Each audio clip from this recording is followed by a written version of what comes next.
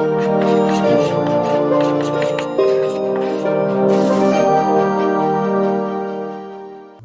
Friends, इस video में हम लोग तुलन पत्र की बात कर चुके थे पिछले वीडियो में। इस वीडियो में क्या करेंगे, कुछ ऐसे पिक्यूलियर आइटम्स होते हैं। पिक्यूलियर आइटम्स का मतलब क्या हुआ कि जो स्पेसिफिकली या विशेष रूप से जो अलाभकारी संस्थाएं होती है ना, उन्हीं में हम उनको देखते हैं। बाकी एक जो अनॉमली व्यापारिक संगठन है उसमें वो सारी चीजें नहीं दिखाई पड़ती है, उनका इतना महत्व नहीं होता है। जैसे कि किसकी बात कर रहे हैं, कौन सी चीजें नहीं दिखाई पड़ती है, तो हम लोग आय और व्यय में जो मदें हैं, जो आइटम्स है आय और व्यय में, इनकम एंड एक्सपेंडिचर में, एक्सपेंसेस में कौन कौन सी हैं, जैसे सब्सक्रिप्शन है, चंदा है। क्या मैंने बोला? चंदा। ठीक है, तो चंदा जो है वो इस तरह का एक आइटम है जो अलाभकारी संस्थाओं में ही आपको दिखाई पड़ेगा। व्यापारिक संस्थाओं में इस तरह के आइटम्स रेलिवेंट नहीं रहते हैं, और यहां पर इस तरह के संस्थानों में बहुत ही ज्यादा इंपॉर्टेंट होता है। इसमें होता क्या है, पहली चीज क्या होती है इसकी? पहली चीज तो ये होती है कि ये कोई भी जो सदस्य है लाभकारी संस्था का, वो सदस्य मिलकर के किसी एक रेगुलर इंटरवल पर मतलब सालाना भी हो सकता है, मासिक भी हो सकता है, आमतौर पर सालाना रहता है, तो वार्षिक एक वर्ष में कितना पैसा देंगे अपनी संस्था को कि आपको जो भी काम करना है उद्देश्य के लिए, उसको पूरा करने के लिए। तो हर सदस्य जो पैसे दे रहा होता है लाभकारी संस्था को, वो हो जाता है उनका चंदा, उसको सब्सक्रिप्शन बोलते हैं। और दूसरी बात है कि ये इस तरह की संस्थाओं में आय का सबसे प्रमुख स्रोत होता है। क्या होता है? आय का सबसे प्रमुख स्रोत। बाकी जगह से भी इनकम आएगी, लेकिन आय का सबसे इंपॉर्टेंट सोर्स आम तौर पर इस तरह की संस्थाओं के लिए क्या माना जाता है? चंदा, जिसको हम लोग बोलते हैं सब्सक्रिप्शन।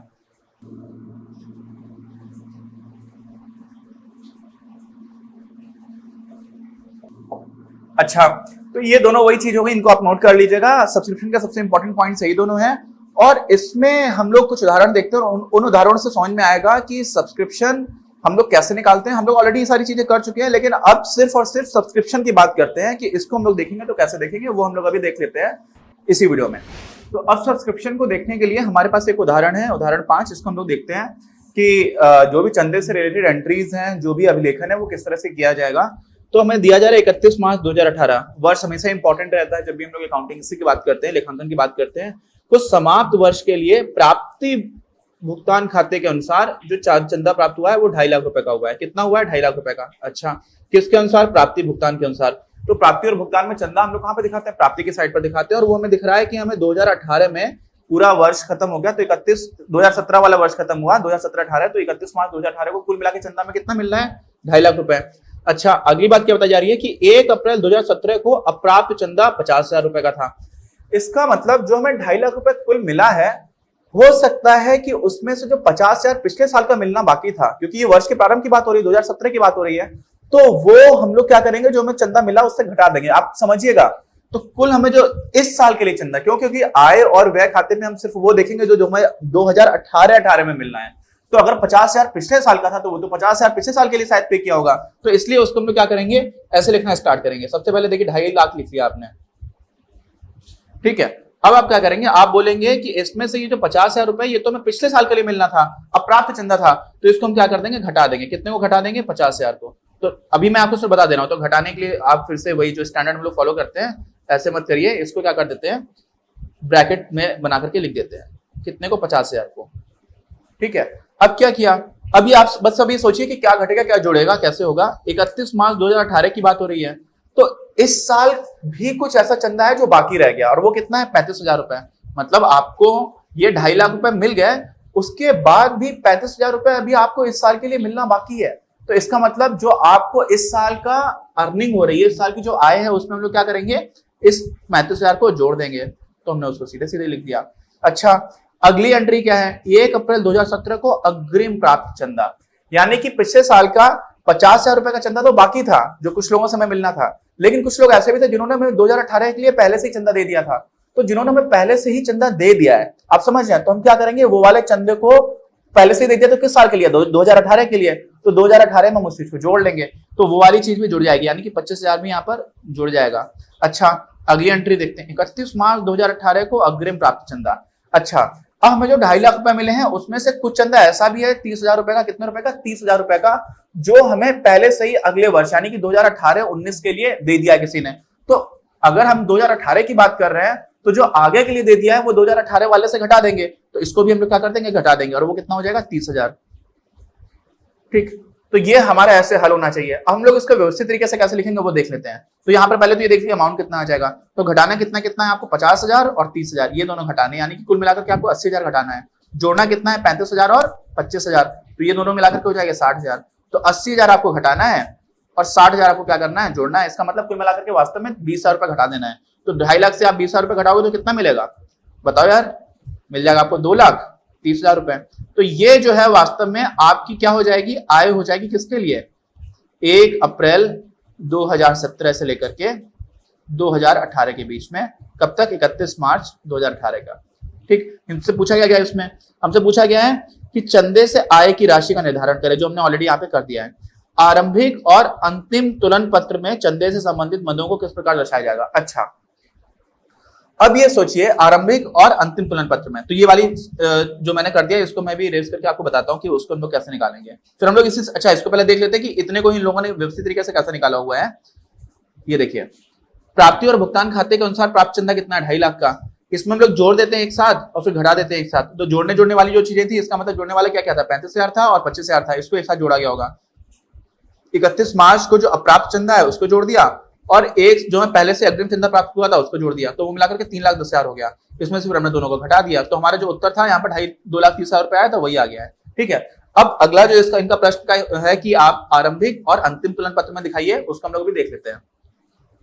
तो देखिए आरंभिक में क्या होगा, आरंभिक में 2017 के स्टार्टिंग में हो सकता है हमारी कोई परिसंपत्ति हो और हो सकता है हमारा कोई दायित्व हो। तो जो भी हमें बताया गया है कि हमें 2.5 लाख रुपए मिला है, इससे तो कोई परिसंपत्ति का लेना देना है नहीं।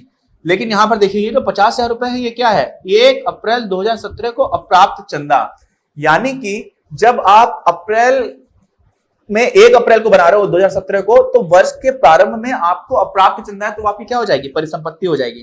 तो यहाँ पर लिखते हैं परिसंपत्ति और यहाँ पर लिख देते हैं दायित्व। मैं बहुत ऐसे ब्रीफ में लिख दे रहा हूँ, व्यवस्थित तरीके से नहीं लिख रहा हूँ। यहाँ पर हमारी राशि आ जाएगी और इधर भी हमारी राशि आ जाएगी। अब परिसंपत्ति ये होगी कि नहीं होगी, आपको जो पैसा मिला नहीं है, मिलना बाकी है, तो परिसंपत्ति हो गई। तो यहाँ पर जो परिसंपत्ति हमारी हो जाएगी वो कैसे हो जाएगी, कितनी हो जाएगी, 50,000 रुपए। इसको हम लिखेंगे अप्राप्त चंदा। ठीक, और ये कब की है, ये 1 अप्रैल 2017 की है। ठीक, और साथ में देखिए कि जो अगली एंट्री दे रखी है 31 मार्च 2018 को अप्राप्त चंदा, यानी कि हम अगले वर्ष भी ऐसा ही कर देंगे। अब ये क्या होगा आपका 31 मार्च 2018 हो गया, तो यहां पर क्या कर देंगे, यहां पर भी जो अप्राप्त चंदा है वो इस साल की परिसंपत्ति बन जाएगी। तो ये वर्ष के प्रारंभ में है 50,000 और अभी हमारा कितना हो जाएगा, परिसंपत्ति, यहां पर राशि, तो यहां पर राशि कितनी आ जाएगी, 35,000 रुपए। ठीक, अब क्या करेंगे, दूसरी चीज देखिए, अगली चीज में 1 अप्रैल 2017 को अग्रिम प्राप्त चंदा, आपको पहले से एडवांस दे दिया है। तो अगर आपने आपको किसी ने पहले से एडवांस दे दिया है, तो आपके लिए या उस संस्था के लिए क्या हो जाएगा, एक दायित्व है, क्योंकि पहले ही आपने किसी से पैसा ले लिया, अब आपको उसके प्रति जो भी सेवाएं वो आपको देनी रहेंगी। तो यहाँ पर क्या हो जाएगा, जो आपका अग्रिम प्राप्त चंदा था वो कितना था, तो अग्रिम प्राप्त है वो हमारे दायित्व है, जो बकाया है, जो हमें मिलना है वो हमारी परिसंपत्ति है, सीधी सी बात है। तो वो यहाँ पर हो जाएगा 25,000 रुपए। ठीक, और यहां पर जो दायित्व है वो कितना निकल करके आ जाएगा, वो इस बार का अग्रिम भुगतान देख लेंगे। तो इस बार का अग्रिम भुगतान कितना है, देखिए मैं बहुत गंदा लिख रहा हूं, इसके लिए माफी चाहता हूं, आगे से इसको थोड़ा सा और अच्छे से लिखूंगा। लेकिन आप समझिए कि दायित्व की बात की जा रही है, 31 मार्च 2018 को अग्रिम प्राप्त चंदा, तो हमें आगे के लिए फिर से मिल गया। तो यहाँ पे कितना मिला, 30,000 रुपए, तो हो जाएगा हमारा 30,000। तो यहाँ पे देखिए 30,000 का हमारा दायित्व बनेगा और परिसंपत्ति कितनी बन जाएगी, 35,000 रुपए की, और यहाँ पे 50,000 25,000 की। तो अब कुछ बच्चे कंफ्यूज हो जाते हैं कि सर ये तो आपने तुलन पत्र की बात की है, यहाँ पर क्या लिखा हुआ है कि आप तुलन पत्र में कैसे क्या दिखाएंगे, अंतिम तुलन पत्र में। और तुलन पत्र में तो हमें पता है कि जो भी हमारा दायित्व होते हैं कुल, और जो हमारी कुल परिसंपत्तियां होती हैं वो तो बैलेंस्ड होती हैं, दोनों एक जैसी होती है। लेकिन यहाँ पे तो आप देख रहे हैं 25,000 है, 50,000 है, इस वाले केस में 30,000 है, 35,000 है। तो यार वो तब होता है जब हम सारी मदों को जोड़ें, क्या करें, सारी मदों को जोड़ें। यहाँ पर सिर्फ और सिर्फ हम लोग चंदे की मद को देख करके मैच कर रहे हैं, तो सिर्फ चंदे की मद जरूरी नहीं है कि बैलेंस हो, सारी मदे जब दोनों तरफ लिखेंगे तब बैलेंस हो जाएंगी। तो ये उस तुलन पत्र का एक पार्ट है और इसलिए यहां पर मैच करना जरूरी नहीं है। तो जितना हमें डेटा दे रखा है, जितनी हमें सूचना दे रखी है, उसके लिए उतनी ही सूचना को देखते हुए हम लोगों ने ये बनाया है। तो अच्छा, इसको भी देख लेते हैं कि हमारी किताब में कैसे इन्होंने व्यवस्थित तरीके से बनाया है। ये चंदा खाता है, इन्होंने चंदा खाते से भी आप यही सारी चीजें निकाल सकते हो जो हम लोग ऑलरेडी निकाल चुके थे, तो इसकी कोई जरूरत नहीं है सीधे तौर पर, इसको अलग से कभी डिस्कस करेंगे। मतलब क्या किया इन्होंने, जो हम लोगों ने 2,30,000 रुपए निकाला था, उसी को ये लोग यहाँ पर 2,30,000 रुपए ऐसे निकाल देते हैं। अच्छा, अब आ जाते हैं, देखिए दायित्व तो 25,000 और 50,000 था एक तरफ, हमारा सही हो गया 2017 के स्टार्टिंग वाला। और 2018 के जब 31 मार्च 2018 हो रहा है, तब क्या हो रहा है, एक तरफ 30,000 है और हमारा परिसंपत्ति 35,000 थी, जो हमारा इसका मतलब सही उत्तर हो गया। देखिए 35,000 35,000, ठीक है। इसी में अगला उदाहरण देखते हैं। अब ये उदाहरण मैंने बहुत इसमें चेंजेस किए हैं, किसमें, उदाहरण 6 में। क्यों चेंजेस किए हैं, क्योंकि जो आपकी बुक थी, चेंजेस कुछ नहीं, इंग्लिश में सब कुछ ठीक दे रखा है, हिंदी में बहुत कुछ गलत दे रखा था। तो मैंने पहले हिंदी में पढ़ाया तो देखा इसमें तो बहुत कुछ गलत है, तो ये ठीक करने के बाद है। तो आपको जो अपनी बुक में देख रहे होगे ना, उसमें गलत वैल्यूज गलत दे रखी हैं बीच बीच में, इस वजह से वो क्वेश्चन पूरा उदाहरण ही गलत है। तो आप इसको देखेंगे तो आपके लिए भी ठीक रहेगा। और ये इसमें एक दो चीजें इंपॉर्टेंट है, इसलिए इस एग्जाम्पल को कवर करना काफी इंपॉर्टेंट है। तो देखिए 31 मार्च 2017 की बात की जा रही है। इसको समाप्त वर्ष के लिए प्राप्ति एवं भुगतान खाते से सूचनाएं जो है वो दे रखी हैं, किसमें, प्राप्ति और भुगतान में। तो हमें प्राप्ति कितने की हो रही है, चंदे की प्राप्ति की बात हो रही है। तो बात हो रही है 31 मार्च 2017 की, इसका मतलब 2016 और 17 में जो चंदा मिला है वो आपके लिए इस वर्ष की आय की तरह देखा जा सकता है। उसमें जैसे जैसे हमें सूचनाएं मिलेंगी वैसे वैसे क्या हो जाएगा, परिवर्तन हो सकता है, ठीक। तो 26,750 के आसपास हो सकता है कि हमारे इस बार की आय हो, हमें नहीं पता, अभी हम अपना क्वेश्चन ही देखते जा रहे हैं। 2015-16 के लिए हमें 2,500 रुपए मिला, अच्छा। और 17 और 18 के लिए हमें कितना मिला, 1,000 रुपए मिला। यानी कि ये तो हमें एडवांस मिल गया, और ये वाला जो है ये हमारा बकाया था, वो हमें पैसा मिला। अब अतिरिक्त सूचनाएं क्या दी हुई है, सदस्यों की कुल संख्या दे रखी है और वार्षिक सदस्यता शुल्क दे रखा है। ये शुल्क होगा, यहाँ पर ये किताब में ये भी गलत लिखा हुआ है, शुल्क कितना दे रखा है, 125। तो यहां से तो हमें एकदम सीधा सीधा दिख जाएगा कि हमारी आय कितनी होगी। क्यों, कुल सदस्य दे रखे हैं और हर सदस्य को एक वर्ष में कितने पैसे देने चाहिए, वही हमारे चंदे से आने वाली आय होगी। तो ये जो ऊपर पैसे मिले, ये तो ये हो सकता है कि हाँ हमें इतने ही लोगों से मिले हैं, और मिलने कितने लोगों से चाहिए, हो सकता है कि ये कम हो या ज्यादा हो, वो हम देख लेंगे, लेकिन मिलने कितने चाहिए वो सीधा सीधा है। 230 का आप 125 से गुणा कर देंगे तो वो कितना हो जाएगा, 125 में हम लोग 230 से गुणा कर देते हैं। शून्य का पहले ही शून्य लगा दिया, 23 पंचे 115 हासिल लगी 11, 23 दूनी 40 और 11 57 के साथ हासिल लगी 5, 23 एकम 23 और 5 28।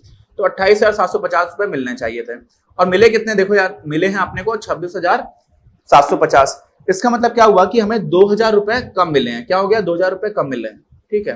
तो 2,000 रुपए जो हमें कम मिले, इसका मतलब क्या हो जाएगा कि वर्ष के अंत में ये हमारे पास बकाया है, और इसका मतलब इस वर्ष के लिए, किसके लिए, 2016 और 2017 के लिए क्या हो जाएगा, ये जो अमाउंट है वो क्या हो जाएगा, वो हमारी एक परिसंपत्ति बन जाएगा। तो ये क्या हो जाएगा, 2016 और 17 के लिए 2,000 रुपए की क्या हो जाएगी, परिसंपत्ति। अच्छा, अब आगे बढ़ते हैं, एक एक सूचना को देखते हुए आगे बढ़ता है।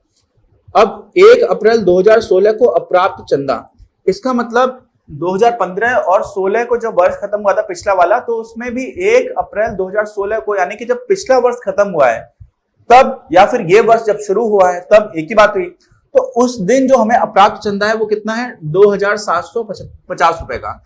और ये देखिए पिछले वर्ष का, यानी कि पिछले वर्ष तक हमें मिलना 2,750 रुपए मिलना चाहिए, तो जो मैं नहीं मिला था, लेकिन इस साल हमें पिछले वर्ष के लिए 2,500 रुपए मिल जाता है। कितना मिल जाता है, 2,500 रुपए। इसका मतलब पिछले साल का जो 2,750 रुपए बकाया था ना, उसमें से अभी भी 250 रुपए नहीं आए हैं। समझ गए आप, 2,750 रुपए मिलना था, मिला 2,500 है, तो 250 रुपए नहीं मिले। लेकिन ये किस टाइम पीरियड के लिए नहीं मिले, ये किस टाइम पीरियड के लिए नहीं मिले, तो हो जाएगा वो वाला टाइम पीरियड हमारा कौन सा वाला, पुराना वाला। तो वो हो जाएगा 2000, यहां पे लिख देता हूं, कम जगह है, 15 और 16 के लिए हमारी जो परिसंपत्ति है आज के टाइम पर, पहले तो 2,750 नहीं मिला हुआ था, लेकिन आज उसमें से 250 नहीं मिला है। क्यों, क्योंकि 2,500 उसमें से मिल चुका है। अच्छा, तो अगर हम 2016 और 17 के लिए एक तुलन पत्र बनाएंगे, या फिर हम उसके लिए आय और विवरण खाता बनाते हैं, तो आप समझ जाइए कि 2016 और 17 के लिए अंत में कुल मिलाकर के 2,000 इस साल के लिए नहीं मिला, और 250 रुपए हमारा पिछला बकाया है। तो कुल बकाया कितना हो गया, कुल बकाया हो जाएगा, आप इन दोनों को मिला देंगे, 250 को और 2,000 को, तो कितना हो जाएगा, वो हो जाएगा आपका 2,250।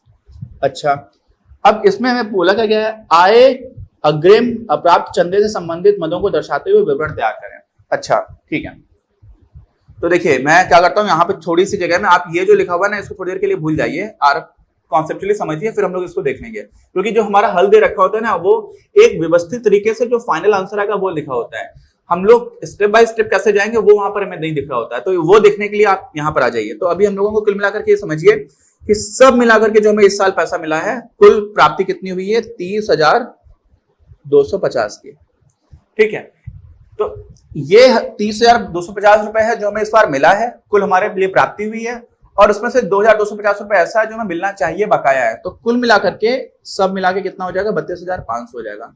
ठीक, अब क्या हुआ, अब आप ये समझिए कि इसके बाद जो हमारा चंदा हमें पहले से नहीं मिला हुआ था, कब की बात कर रहे हैं, 2016 की स्टार्टिंग में जो हमें पैसे नहीं मिले हुए थे, वो कितने थे, वो थे 2750। तो वो हम क्यों घटाएंगे, हम इसलिए घटाएंगे क्योंकि यार हमें तो पुराने से क्या मतलब है, हम तो जब आय निकालते हैं तो सिर्फ इसी टाइम पीरियड को देखते हैं। तो जो पुराना वाला है नहीं मिला उसको हम लोगों ने क्या कर दिया, उसको भी घटा दिया।